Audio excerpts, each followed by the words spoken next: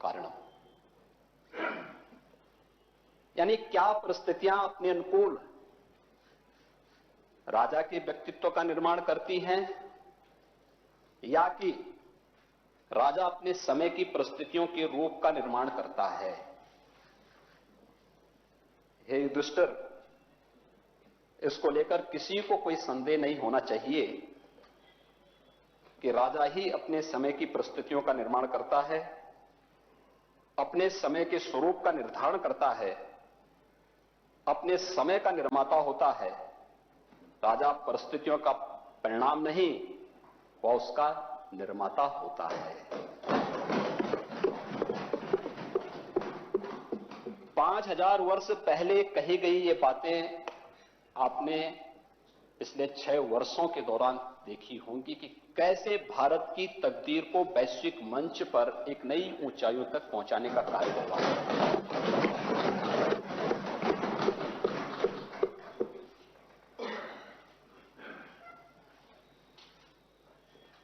Corona से दुनिया पूरी त्रस्त है, अभी भी है। बहुत सारी जगह जिस प्रकार के मामले आ रहे हैं, मेरे पास आंकड़े हैं, मैं आपके सामने आंकड़े प्रस्तुत करूंगा भी।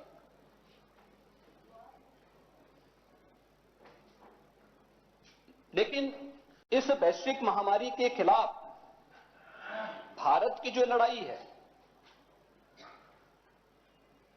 कल्पना करिए 2014 के पहले की वही स्थिति होती, क्या होता।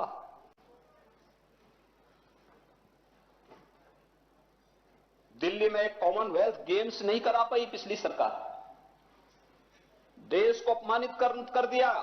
उस समय के खेल मंत्री की क्या दुर्गति हुई और अधिकारियों को जेल अलग से जाना पड़ा है। ये लोग कोरोना से लड़ पाते हैं।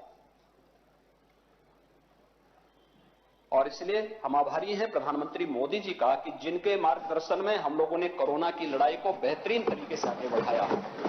और मैं आभारी हूं प्रदेश के चिकित्सकों का, स्वास्थ्य कर्मियों का, स्वच्छता कर्मियों का, कोरोना वॉरियर्स का। इसमें बैंक के कर्मी भी हैं, पोस्ट ऑफिसेज की भी हैं, पुलिस के कर्मी भी हैं, प्रशासन के हमारे अधिकारी भी हैं, कर्मी भी हैं, हर एक फील्ड के अधिकारी कर्मचारी के साथ साथ मेरे टीम के सदस्य, मंत्रिपरिषद के सदस्य भी हैं और हमारे माननीय जनप्रतिनिधिगण भी हैं, जिन्होंने एक टीम वर्क का परिचय दिया। ठीक है, अलग अलग 6 फील्ड में काम किया। किसी ने राजनीतिक मंच से काम किया होगा, किसी ने अपनी पार्टी के मंच से काम किया होगा, किसी ने अपने स्तर पर काम किया होगा। और विधानमंडल ने भी, विधानमंडल से हमने कहा कि भाई देखिए, हमें मंत्रियों का पहले जो है इनकी सैलरी को 30% कम करना है। हमें स्वीकृति मिली, सहमति मिली।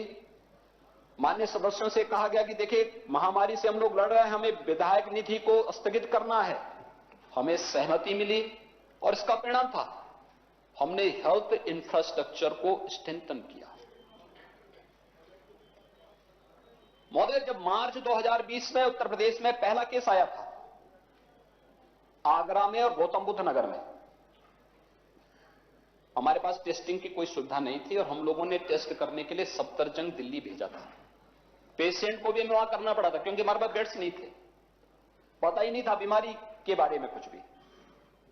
पीपी किट नहीं थे, ग्लव्स नहीं थे, मास्क नहीं थे, सैनिटाइजर नहीं था, कोई भी इसका पता नहीं था। तो पेशेंट को शिफ्ट करने पड़े थे। लेकिन जब हमारे पास पैसा आया, जनप्रतिनिधियों ने पैसा दिया, पब्लिक ने पैसा दिया, सीएसआर से पैसा आया, तमाम अन्य संगठनों ने पैसा दिया, सामान्य नागरिक पैसा देने के लिए आया। लखनऊ की एक माताजी मेरे पास आई, यूपी पुलिस से रिटायर थी। उसने कहा कि मैं अपनी पूरी संपत्ति और जीवन की पूरी कमाई इस महामारी से लड़ने के लिए देना चाहती हूं। मैंने कहा, संपत्ति आप अपने पास रखिए, लेकिन पैसा आप देना चाहते हैं तो कोविड केयर फंड हमने बनाया है, इसमें हम इसको ले लेंगे। और उसने पूरा पैसा हमें उपलब्ध कराया, दोनों के लिए, मुख्यमंत्री रिलीफ फंड के लिए भी और प्रधानमंत्री रिलीफ फंड के लिए भी। मैं उन सबका हृदय से आभारी हूं। प्रदेश के अंदर भी, देश के अंदर भी कोरोना से कुछ जाने गई, उनके प्रति विनम्र श्रद्धांजलि भी अर्पित करता हूं। सभी कोरोना जितने हेल्थ वर्कर्स थे, हमारे कोरोना वॉरियर्स थे, इन सबके द्वारा जो कार्य किया गया, उस कार्य की सराहना भी करता हूं और कार्य के प्रति उनको नमन भी करता हूं। इतनी बड़ी लड़ाई को लड़ने का परिणाम हमारे सामने किस रूप में है? हम लोगों ने जांच की, मैं बात कर रहा था सभापति जी, तो हमारे पास एक भी जीरो टेस्टिंग क्षमता थी, और आज के दिन पर हम लोगों के पास 2 लाख टेस्ट प्रतिदिन करने की क्षमता है। ये हेल्थ इंफ्रास्ट्रक्चर उत्तर प्रदेश के अंदर विकसित किया गया। इसमें सरकार का पैसा कम, CSR से और जन सहयोग से जो धनराशि हमें मिली उसका उपयोग हमने ज्यादा किया। लैब्स बनाई, उसके उपकरण मंगाए गए, यहां के कर्मियों की ट्रेनिंग करवाई गई और फिर उसके माध्यम से इसको तेजी के साथ आगे बढ़ाने का कार्य किया गया। आपने देखा होगा दिल्ली के अंदर 5 लाख से लेकर 15 लाख तक उपचार के लिए पैसा लिया जा रहा था। बहुत सारी जगह वहां के लोग भी NCR में, यूपी के अंदर आ रहे थे, कोई नोएडा, कोई गाजियाबाद, कोई मेरठ। उत्तर प्रदेश में आज भी हम लोग फ्री में उपचार की सुविधा देते हैं। और महोदय, उत्तर प्रदेश की आबादी है 24 करोड़। 24 करोड़ की इस आबादी में हम लोगों ने यहां पे 1.5 लाख बेड तो केवल कोविड के लिए बनाए थे, जहां पे कोविड का उपचार हो सके, लेवल 1, लेवल 2, लेवल 3 के। नवंबर 2020 में हमारे पास लगभग 68,000 एक्टिव केस थे, और महोदय आज के सुबह की जो ताजा जो जांच वो है, उसमें 2000 एक्टिव केस मात्र रह गए हैं, बाकी सभी उपचार होकर के सुरक्षित रह गए हैं।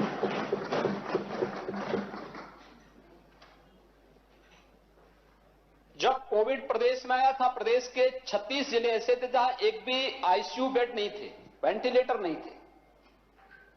आज 75 के 75 जनपदों में वेंटिलेटर भी हैं, आईसीयू बेड भी मौजूद हैं, हमारे पास ट्रेन मैन पावर भी वहां उपलब्ध है, और जहां पर बहुत अच्छी विशेषज्ञ स्वास्थ्य सेवाओं का अभाव था, वहां पे हम लोगों ने वर्चुअल आईसीयू भी वहां प्रारंभ किया। SCPGI से, KGMU से, RMN से, BHU से, एम्स दिल्ली से वर्चुअल आईसीयू भी वहां पर, उस प्रकार की सुविधाएं भी वहां उपलब्ध कराई गई। उस दौरान तमाम संकट भी आए, यानी लॉकडाउन प्रारंभ होता है और लॉकडाउन प्रारंभ होने के तत्काल बाद दिल्ली से अचानक 4-5 लाख लोग वहां से निकल पड़ते हैं,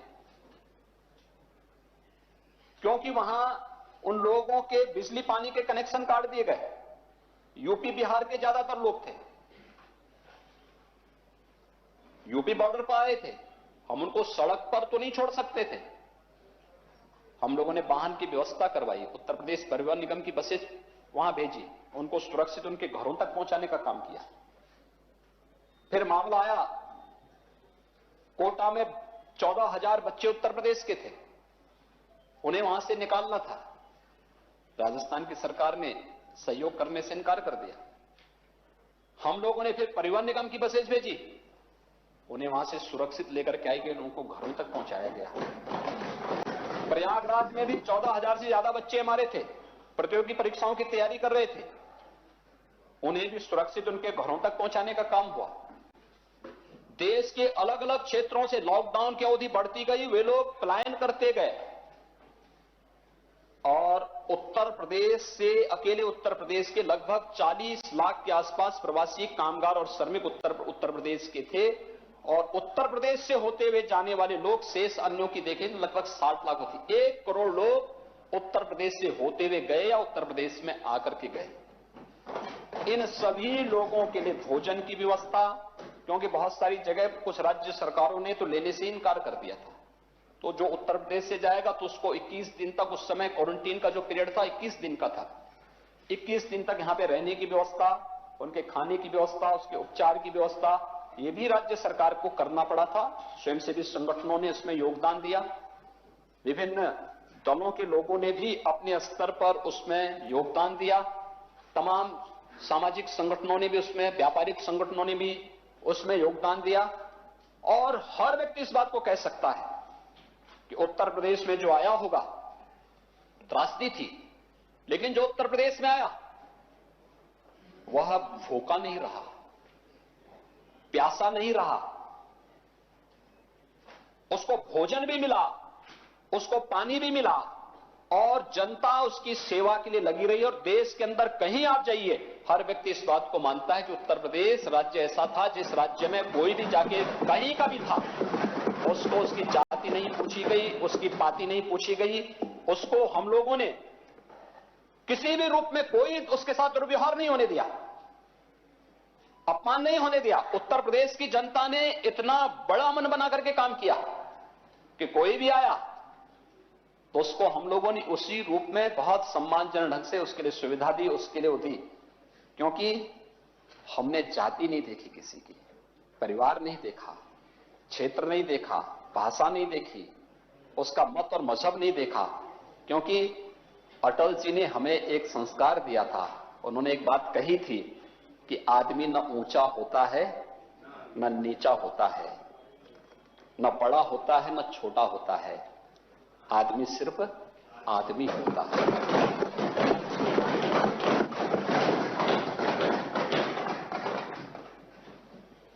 आदमी के रूप में, और उसको पूरी सेवा यहां मिली। अहमद हसन जी तो पुराने पुलिस के अधिकारी रहे, पता नहीं पुलिस के संस्कार आपने कब छोड़ दिए, वैसे अच्छे अधिकारी के रूप में थे। अगर आप आज के दिन पे होते तो सबसे पहले आपका डंडा समाजवादी पार्टी के लोगों पे ही पड़ता है, मैं विश्वास के साथ कह सकता हूं। अलग विषय है कि गलत दल में बैठ गए हैं, लेकिन आपकी आत्मा जरूर जागृत होती होगी, बोलती होगी, कभी कभी आपको कचोड़ती होगी कि कहां बैठ गया इस उम्र में। अब नहीं, मैं सही जगह पे हूँ और बिल्कुल सही, पुलिस तब भी सही था, अब भी सही है।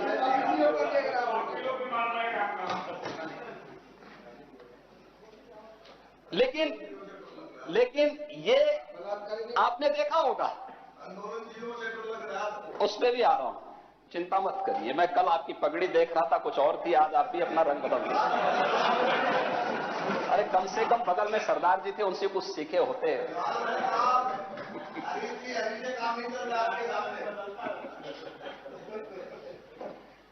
हरियाली में भी आऊंगा मैंने। महोदय 40 लाख लोगों को, और उत्तर प्रदेश पहला राज्य था जिसने संगठित क्षेत्र के श्रमिकों को भरण पोषण भत्ता देना शुरू किया, राशन देना शुरू किया, ठेला, खोंचा, रेहड़ी, कूली, पल्लेदार, मजदूर, सभी लोगों को देना शुरू किया। प्रवासी कामगार और श्रमिक आए, हमने कहा ये सब भी हमारे लोग हैं, हमें इनकी ऊर्जा की आवश्यकता है। हमने उनको भी अपनाया, उनको भी भरण पोषण भत्ता उपलब्ध करवाया, राशन किट उपलब्ध करवाए, राशन कार्ड उपलब्ध करवाए, राशन कार्ड की बाध्यता समाप्त की कि 2 महीने के बाद इनको राशन मिलेगा। कहा गया नहीं, जिस दिन राशन कार्ड मिलेगा उसी दिन से इनको राशन भी उपलब्ध कराना शुरू कर दो। फ्री में 2-2 महीने में 2-2 बार राशन उपलब्ध करवाया गया। अंत्योदय का राशन और पात्र गृहस्थी की राशन कार्ड, दोनों में हम आभारी हैं प्रधानमंत्री मोदी जी के। नेशनल पोर्टेबिलिटी सिस्टम के साथ उन्होंने उत्तर प्रदेश को भी जोड़ा और पूरे देश को जोड़ा। उत्तर प्रदेश का कामगार देश के अंदर कहीं भी होगा, उत्तर प्रदेश का राशन कार्ड उसके पास है तो वह कहीं भी देश के अंदर राशन ले सकता है। ये सुविधा हर मजदूर और हर नागरिक को उपलब्ध हो चुकी है और ये नेशनल पोर्टेबिलिटी का एक व्यवस्था अपनाने वाला देश का सबसे बड़ा राज्य उत्तर प्रदेश है। सबसे प्रथम रूप से हमने शुरू किया। गरीब कल्याण पैकेज अप्रैल से लेकर के नवंबर तक हर गरीब को मुफ्त में राशन अलग से उपलब्ध कराया गया। आत्मनिर्भर भारत का पैकेज, हम लोगों ने प्रदेश के अंदर 10 लाख से अधिक एमएसएमई यूनिट को बैंकों से जोड़ करके उन्हें लोन उपलब्ध करवाने का कार्य कराया, जिससे वे फिर से आगे बढ़ सके, लॉकडाउन की अवधि में उनकी भरपाई हो सके और वे कार्य के साथ तेजी के साथ आगे बढ़ सके। 1.25 करोड़ से अधिक लोगों को रोजगार उपलब्ध कराने का कार्य उस दौरान सरकार के द्वारा किया गया और ये निरंतर आज भी चल रहा है। ये सभी कार्य व्यवस्थित रूप से आगे बढ़े और उसी में हमारे कुछ मित्र यहां पे कहते हैं कि पीपी किट के बारे में, इसी सदन में परसों में था तो उस दिन इस बात को उठाने का प्रयास हो रहा था कि पीपी किट घटिया थे या क्वालिटी खराब थी। महोदय, पीपी किट ज्यादातर हमें भारत सरकार की संस्था HLL द्वारा फ्री में उपलब्ध कराई गई थी, वो खरीदी नहीं गई थी। दूसरा, जैसे जैसे संक्रमण की दर बढ़ती गई तो स्वाभाविक रूप से डिमांड भी बढ़ती गई पीपी किट की। हेल्थ वर्कर्स के लिए हमने तो सफाई कर्मियों तक के लिए उपलब्ध करवाई थी, हर एक स्तर पर पीपी किट की आवश्यकता थी। तो पीपी किट, घटिया स्तर की पीपी किट की आपूर्ति न हो और कोई भी स्टोर न करे, इसके लिए भारत सरकार की मदद से ही हम लोगों ने यहां पर भी एक समिति गठित की थी और वह टीम थी जिसके माध्यम से हम लोग इस कार्य को यहां पर संपन्न कर रहे थे, जो जांच कर रही थी, जिसके माध्यम से सारी चीजें हो रही थी। और इसमें चाहे वह पीपी किट हो, ग्लव्स हो, मास्क हो, सैनिटाइजर हो या फिर जितने भी पल्स ऑक्सीमीटर हो या सभी अन्य उपकरणों की भी जांच की प्रक्रिया को हम लोग कर रहे थे। और इसमें जांच के लिए हम लोगों ने कमेटी स्टेट की तरफ से अपनी बनाई थी, SCPGI की, IIT कानपुर की, KGMU की एक टीम में काम कर रही थी। लेकिन साथ साथ भारत सरकार के द्वारा अधिकृत जो प्रयोगशालाएं थी, जिसमें small arms factory Kanpur, ordnance factory Kanpur और मुरादनगर, नेट्रा गाजियाबाद एवं सिट्रा कोयम्बटूर से इनकी निरंतर जांच कराई जाती थी और जो स्मारक में खरे उतरते थे उन्हीं को ही उपयोग में किया जाता था। दूसरा, यह भी सुनिश्चित किया गया कि किसी भी सामान की कमी न पड़े। शुरुआत में आपने देखा होगा, लॉकडाउन जैसे समाप्त हुआ था उस दौरान तक संक्रमण के पेशेंट बहुत कम थे, लेकिन लॉकडाउन जैसे खुला, जनजीवन जैसे सामान्य की तरफ गया, संक्रमण बढ़ता गया, तेजी के साथ बढ़ता गया। और हम लोगों के लिए तो हमला, सरकार ने अपने 2 मंत्री खोए हैं, इस सदन ने अपने एक वरिष्ठ सदस्य को खोया है। संक्रमण बढ़ता गया तो लॉजिस्टिक की भी आवश्यकता उसी प्रकार से पड़ती गई। पीपी किट, ग्लव्स, सैनिटाइजर, ये भी मांग बढ़ती गई। सैनिटाइजर, शुरू में सैनिटाइजर आपने देखा होगा, मार्च में, मध्य मार्च तक 500 रुपए में 100 ग्राम सैनिटाइजर मिल रहा था और बाद में उत्तर प्रदेश की चीनी मिलों से कहा गया कि भाई अब चीनी कम, अब इससे सैनिटाइजर बनाने का कार्य थोड़ा करिए। डिस्टिलरीज को इसके बारे में लगाया गया और यही उत्तर प्रदेश है जिसने उत्तर प्रदेश के सैनिटाइजर की आपूर्ति को तो पूरा किया ही, उत्तर प्रदेश के साथ साथ 27 राज्यों को सैनिटाइजर भी उपलब्ध कराने का कार्य किया। महोदय, पीपी किट की आज कोई कमी नहीं। हम लोगों ने कोरोना कालखंड में इतनी यूनिट यहां यूपी में MSME की लगाई, बैंकों से जोड़ा, उन्हें बैंकों से लोन उपलब्ध कराया और क्वालिटी के साथ पीपी किट जो कभी 5000 रुपए में आ रहा था, वही पीपी किट अंततः इतना ज्यादा प्रोडक्शन, हमें हमेशा मार्केट के उस नियम को देखना होगा जिसमें डिमांड एंड सप्लाई पे व्यवस्था चलती है। डिमांड ज्यादा होगी और सप्लाई कम होगी तो महंगाई बढ़ेगी। जब डिमांड कम होगी, सप्लाई ज्यादा होगी तो माल सस्ता होगा और यही स्थिति थी। शुरू में डिमांड ज्यादा थी, सप्लाई कम थी, तो पीपी किट 5000 तक था और वही पीपी किट जब हम लोगों ने प्रदेश की अपनी MSME यूनिट में उसका प्रोडक्शन प्रारंभ किया वही पीपी किट 200 रुपए में, 250 रुपए में, 300 रुपए में, 500 रुपए के अंदर वही पीपी किट प्रदेश के अंदर उपलब्ध होने लग गया और हम लोगों ने यहां से बाहर भी पीपी किट भेजना प्रारंभ किया। उसकी कोई कमी नहीं। पल्स ऑक्सीमीटर या अन्य इस प्रकार के जितने भी उपकरण थे उसके बारे में अलग अलग टिप्पणी की गई। एक बार एक जनपद में हमारे एक माननीय सदस्य ने भी मुझे पत्र लिखा, मैंने जांच कमेटी बनाई और मैंने पल्स ऑक्सीमीटर के रेट मंगवाए। 1100 से लेकर के 1.5 लाख तक उसके रेट मुझे मिले। क्वालिटी अलग अलग थी। जैसे आपका स्मार्टफोन है, 2000 रुपए का भी स्मार्टफोन आपको मिल जाएगा और 2 लाख का भी स्मार्टफोन मिल जाएगा। ये आप पे निर्भर करता है कि कौन से ब्रांड की और कौन सी क्वालिटी की सामान को आप लेना चाहते हैं। ऐसे ही इसमें भी था। आरोप लगाने वाला एक सदस्य बाहर का भी था। जब जिस राज्य में उनकी सरकार है उनके राज्य का हमने डिट्टो मंगाया, तो जो पल्स ऑक्सीमीटर हम 1100 और 1500 रुपए में खरीदते थे उसी को उन्होंने 50,000 रुपए में खरीदा था, 60,000 रुपए में खरीदा था। उनसे बताया गया कि भाई देखो अपने राज्यों को तो देखो, ये आईना देखो थोड़ा। उसके बाद से उन्होंने मुद्दा उठाना ही छोड़ दिया।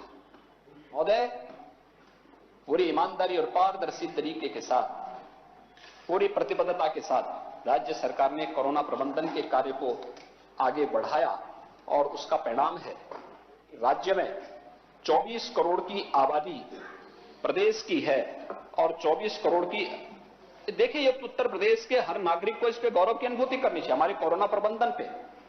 आप स्वीकार करें न करें, अंतःकरण से स्वीकार करते होंगे सभी लोग कि बहुत अच्छा काम हुआ है। लेकिन दुनिया की सबसे बड़ी स्वास्थ्य संस्था विश्व स्वास्थ्य संगठन WHO ने उत्तर प्रदेश के कोरोना प्रबंधन की सराहना की और उसके बारे में मुक्त कंठ से उसने प्रशंसा की। मौत एक भी है, वह कष्टदायी है, लेकिन आपको मैं कुछ डाटा उपलब्ध करा रहा हूं। आज तक का है, कल साइकिल तक का है, उत्तर प्रदेश का आज तक का है। उत्तर प्रदेश में लगभग 24 करोड़ की आबादी उत्तर प्रदेश की है।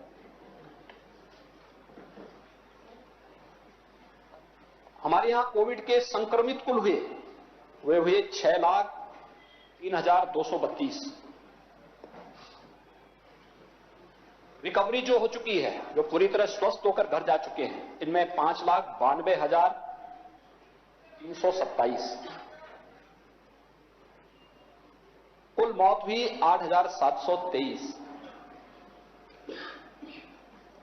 ये उत्तर प्रदेश का है।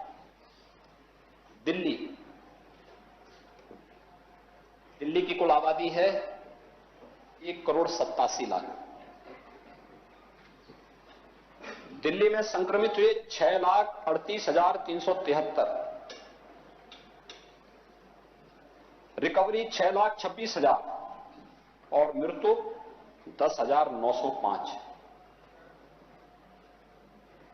महाराष्ट्र जनसंख्या है 12,31,00,000। कोविड संक्रमित 21,21,000 से ज्यादा है। रिकवरी 20,08,000 और मृत्यु ही है 51,937। अमेरिका दुनिया की एक बहुत बड़ी ताकत है। जनसंख्या है 33 करोड़। कोविड संक्रमित हुए हैं 2,89,74,600। रिकवरी 1,93,40,300 और मृत्यु ही है 5,18,300 से ज्यादा। ब्राजील उत्तर प्रदेश की समकक्ष आबादी है 21 करोड़ 25 लाख की आबादी है ब्राजील की। संक्रमित हुए 1,03,26,000। रिकवरी हुई है 92,81,000 और मौत हुई है 2,50,000।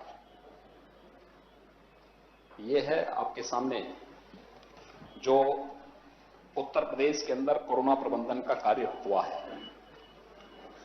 इस सब के बावजूद भी अगर आप प्रश्न उठा रहे हैं और अपने कोरोना वॉरियर्स के प्रति, स्वास्थ्य कर्मियों के प्रति कृतज्ञता ज्ञापित करने की बजाय हम उनको कटघरे में खड़ा करने का प्रयास कर रहे हैं, तो इससे बड़ी कृतज्ञता और क्या हो सकती है। ये समय है जब हम एकजुट होकर के इस महामारी के खिलाफ चल रहे इस अभियान का हिस्सा बन सकते हैं। और उत्तर प्रदेश के तो हर नागरिक को गौरव की अनुभूति करनी चाहिए कि हमारा हर नागरिक सुरक्षित है। आज भी हम लोगों के यहां बहुत अच्छे ढंग से इसको हम लोगों ने नियंत्रित किया है। कल 2 जगह मामले आए थे, एक लखनऊ के लामार्ट में और एक प्रयागराज के सेंट जोसेफ स्कूल एवं YMCA स्कूल। ये हमारे फोकस जो टेस्टिंग का वो है उसका परिणाम है कि हम एक एक जगह ढूंढ रहे हैं, और इसमें छात्रों का नहीं, इन संस्थाओं के कर्मचारियों में कोविड पॉजिटिव पाए गए थे। हर एक स्तर पर हम लोग जांच करा रहे हैं। आज भी आप देख रहे होंगे 1.25 लाख से लेकर 1.5 लाख जांच प्रतिदिन सरकार की चल रही है, लगातार चल रही है, सारी जांच फ्री में चल रही है। और आज तो हमारे लिए और भी प्रसन्नता का विषय है, प्रधानमंत्री जी ने कल, केंद्रीय कैबिनेट ने इस बात को भी घोषित किया है कि 60 साल से ऊपर के लोगों को मार्च प्रथम सप्ताह से वैक्सीन लगने प्रारंभ हो जाएंगे। 15 मार्च के आसपास मार्केट में भी ये टीका आ सकते हैं। जो लोग मार्केट से खरीद के लगाना चाहेंगे उनके लिए भी एक गाइडलाइन, सारी चीजें तैयार हो रही हैं और एक व्यवस्थित रूप में सारे कार्यक्रम को आगे बढ़ाने का कार्य हो रहा है। नहीं, कोई समस्या नहीं। उत्तर प्रदेश अब तक देश के अंदर सर्वाधिक टीकाकरण करने वाला राज्य है। आगे भी हम इसी प्रकार से इस कार्यक्रम को आगे बढ़ाएंगे। सबसे अधिक टेस्ट हमने कराए, सबसे अधिक बेड्स भी हमने उपलब्ध करवाए, सबसे अधिक टीकाकरण के कार्यक्रम को हम युद्ध स्तर पर आगे बढ़ा रहे हैं। ये सभी कार्यक्रम बहुत अच्छे ढंग से आगे बढ़ रहे हैं और ये उत्तर प्रदेश की उपलब्धि है। और उत्तर प्रदेश की इस उपलब्धि को मुझे लगता है कि उत्तर प्रदेश के हर वासी को इस पर गौरव की अनुभूति करनी चाहिए। हम लोगों को इन कार्यक्रमों के साथ अपने आप को जोड़ने पर मुझे लगता है आनंद की अनुभूति भी करनी चाहिए और गौरव की अनुभूति भी करनी चाहिए। प्रत्यक्ष अप्रत्यक्ष रूप से हर व्यक्ति इसके साथ जुड़ा रहा है, इसलिए सफलता मिली। ये टीम वर्क का परिणाम है। हर एक स्तर पर हर एक व्यक्ति इसके साथ जुड़ा तो सफलता प्राप्त हुई। तो सफलता का श्रेय भी राज्य के साथ लेकर के हमें इसको आगे बढ़ाना चाहिए। कोविड कालखंड के दौरान हमारे लिए बहुत गौरवशाली क्षण भी थे। हम लोग बार बार कहते थे, राम काज कीन्हे बिनु मोहि कहां विश्राम। अयोध्या में भगवान राम के भव्य मंदिर के निर्माण कार्य का भी शुभारंभ हो गया। भगवान राम का भव्य मंदिर 592 वर्षों की भारत की जो आस्था थी, देश और दुनिया के अंदर जो भी व्यक्ति भारत को उस रूप में देखना चाहता था वह इस बात का इंतजार कर रहा था कब ये दिन आएगा। कई पीढ़ियां चली गई, लेकिन कई पीढ़ियों के बाद ये सौभाग्य हमें प्राप्त हुआ। अयोध्या में भगवान राम के भव्य मंदिर के निर्माण कार्य का शुभारंभ आदरणीय प्रधानमंत्री जी के कर कमलों से हो, पूज्य संतों की उपस्थिति में हो और वह कार्य युद्ध स्तर पर आगे बढ़ रहा है। हर व्यक्ति इसमें बढ़ चढ़ करके भाग ले रहा है। भारत के लोकतंत्र की विजय है। भारत के न्यायपालिका की ताकत का एहसास दुनिया ने देखा है। जो लोग कहते थे कि अयोध्या में फैसला होगा तो ये कर देंगे, वो कर देंगे, हर व्यक्ति ने देखा कि न्यायपालिका ने एक बार फैसला सुनाया और फैसला अमिट रूप से आगे बढ़ गया। कार्यक्रम युद्ध स्तर पर आगे चल रहा है और सर्वत्र शांति है, सुरक्षा है, सौहार्द है। इस बार तो गणतंत्र दिवस की देश की परेड में अयोध्या की जो झांकी थी प्रदेश सरकार ने भेजी थी, उसको पहला स्थान प्राप्त हुआ।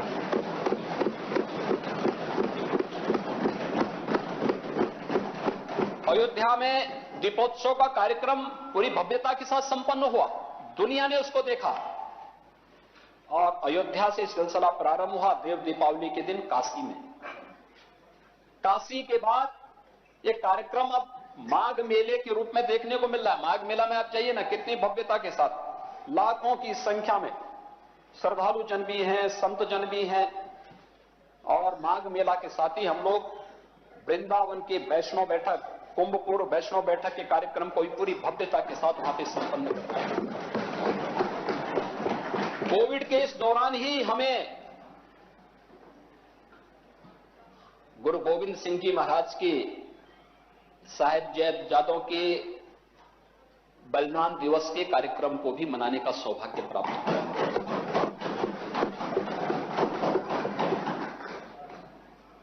वो देश के लिए लड़े थे, उनका बलिदान देश के लिए था, मातृभूमि के लिए था। धर्म के लिए लड़े थे, देश के लिए लड़े थे, मातृभूमि के लिए लड़े थे। क्या ये हमारा दायित्व नहीं बनता है कि गुरु गोविंद सिंह जी महाराज के साहिबजादों के बलिदान दिवस पर उनका स्मरण करते हुए आने वाली पीढ़ी और अपनी युवा पीढ़ी को उनके बारे में जानकारी देने के लिए उन्हें पाठ्यक्रम का हिस्सा बनाएं। राज्य सरकार ने तय किया है, हम इस कार्यक्रम को आगे बढ़ाएंगे। आजादी की लड़ाई में कहीं झांसी की रानी लक्ष्मीबाई के नेतृत्व में था, कहीं मंगल पांडे के नेतृत्व में था, कहीं शहीद बंधु सिंह के नेतृत्व में था। पूरा देश 1857 में एकजुट होकर के विदेशी हुकूमत के जड़ों को उखाड़ने के लिए एकजुट होकर के इस लड़ाई को आगे बढ़ाने के लिए तत्पर हुआ। आजादी के उन बंधुओं को कौन स्मरण करेगा? क्या ये हमारा दायित्व नहीं? और इसीलिए सरकार ने चौरी चौरा शताब्दी महोत्सव को पूरी भव्यता के साथ मनाने के कार्यक्रम को आगे बढ़ाया। हम आभारी हैं आदरणीय प्रधानमंत्री जी के। प्रधानमंत्री जी ने इस कार्यक्रम का शुभारंभ किया और चौरी चौरा के साथ हम लोगों ने एक व्यवस्था बनाई कि हर जो भी कार्यक्रम प्रदेश के अंदर होंगे, जो भी दिवस होगा, काकोरी की जो घटना जब घटित हुई है उस दिन वहां पर के अलावा हर जगह इस प्रकार के कार्यक्रम होंगे। मुख्य महोत्सव यहां पर होगा, चौरी चौरा की घटना जिस दिन हुई थी मुख्य महोत्सव वहां, शेष अन्य जगह भी कार्यक्रम होंगे। हर एक स्तर पर हर शहीद स्मारक को देश की आजादी के बाद विभिन्न युद्धों में शहीद हुए अपने जवानों के प्रति भी उनके स्मारकों में जाकर के पुष्पांजलि किया जा सके, इस कार्यक्रम को भी पूरी भव्यता के साथ आयोजित किया जा रहा है। और साथ साथ ये भी कहा गया है हर उस अवसर पर पुलिस बैंड जाकर के वहां पे राष्ट्रगीत का धुन बजा करके अपने देश के आजादी के उन बंदों को और भारत माता के उन अमर सपूतों को पुलिस बैंड के माध्यम से अपनी सलामी दें, उन्हें सम्मान दें।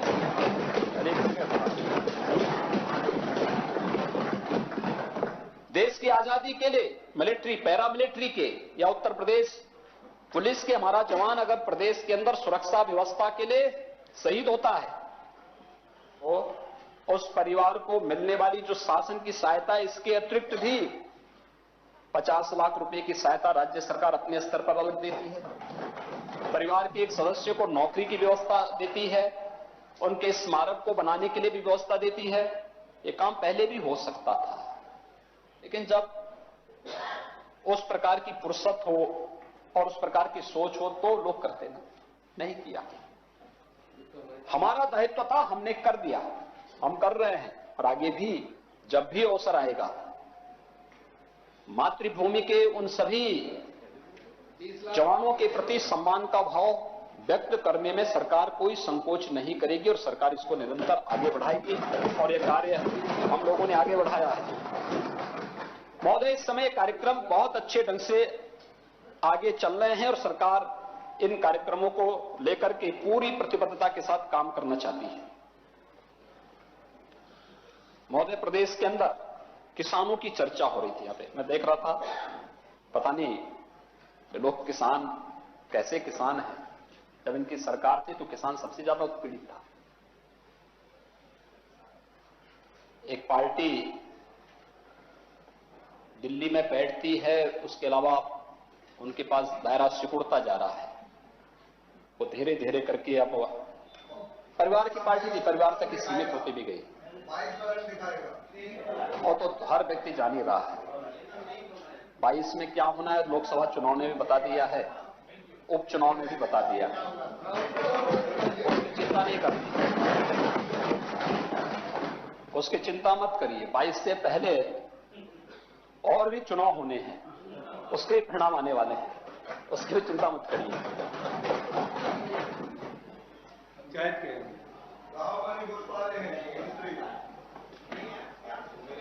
आप चिंता मत करिए कौन घुस रहा है कौन नहीं घुस रहा है।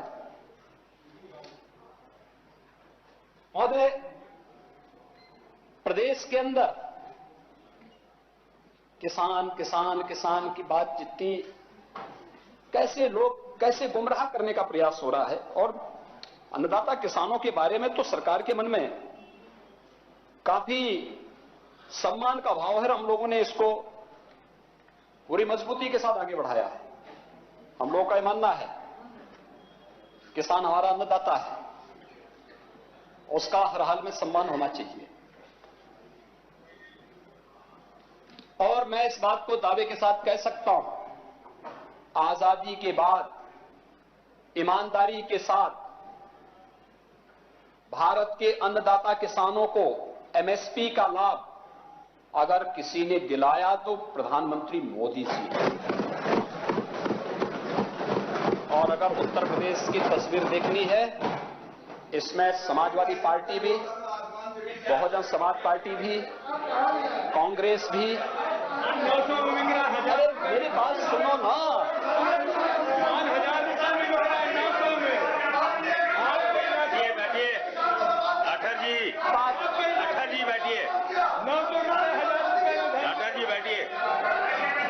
लाठर जी बैठिए, पहले पूरी बात सुन लीजिए, उसके बाद आपको मौका मिलेगा।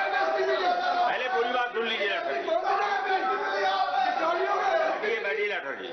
1000 रुपए में धान बिक रहा है। मेरी बात सुनो पहले, पूरी बात सुन लीजिए, पूरी बात सुन लीजिए। अरे भाई लाठर जी बैठ जाइए। एक अपने घर की चीज को यहां पे मत उतारिए, उत्तेजित होने की आवश्यकता नहीं है।